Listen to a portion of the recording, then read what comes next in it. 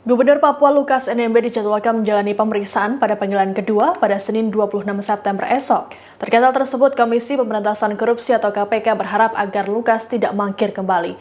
Lebih lanjut, KPK menyatakan akan mempertimbangkan permintaan pemeriksaan kesehatan Lukas NMB di luar negeri. Dilansir oleh Kompas.com, hal ini disampaikan oleh Kepala Bagian Pemberitaan KPK, Ali Fikri, pada Sabtu 24 September. Ali Fikri menerangkan, Lukas bisa saja menjalani pengobatan di Singapura, namun harus ada syarat yang dipenuhi, yakni Lukas NMB harus menjalani pemeriksaan kesehatan oleh tim dokter KPK di Jakarta.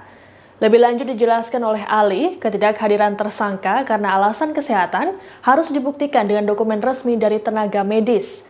Sehingga keterangan tersebut hanya dijelaskan oleh dokter pribadi, terlebih juru bicara Lukas NMB.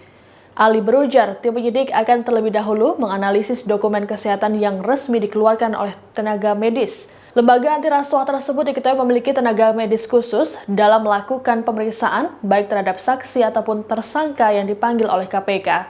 Ditegaskan oleh Ali, KPK memahami bahwa kesehatan adalah hak dasar tiap manusia.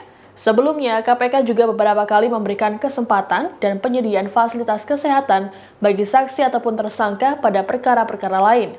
Untuk diketahui, semenjak ditetapkan tersangka oleh KPK, Lukas NMB belum juga diperiksa. Pasalnya, dalam panggilan pertama, Lukas mangkir karena mengaku sakit.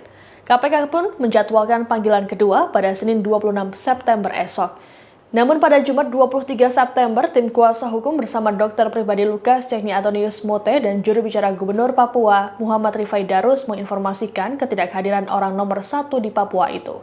Pemanggilan sebagai tersangka ini akan dilakukan pemeriksaan pada hari Senin, tanggal 26 September 2022 di Gedung Merah Putih KPK Jakarta. Dan tentu kami berharap tersangka dan penasihat hukumnya dapat hadir memenuhi panggilan tersebut karena disitulah kesempatan tersangka dan penasihat hukumnya untuk menyampaikan apa yang ia ketahuinya terkait dengan perkara ini.